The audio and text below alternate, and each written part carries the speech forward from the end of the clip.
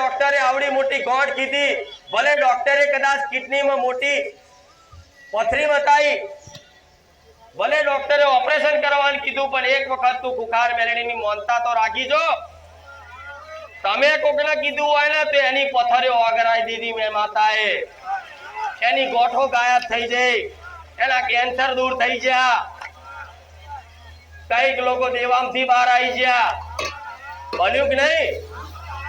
તો તમને એવી શંકા થતી હોય કે માતાજી અમે કોકના વાંગરી કરીએ છે ને તો એનું કામ જલ્દી થઈ ગયું, પણ મારું માં થયું, તો તમારા એવું નહીં માનવાનું કે હું બહેરી છું. મારા લાખ હજારો ને કરોડો કાન છે, હું તમારી અરજી સાંભળું છું એવું જ માની લેજો. આમ થાય ખાલી વિચાર કર્યો હોય એ સાંભળી લઈશ. હું એ મહામાયા માતા છું.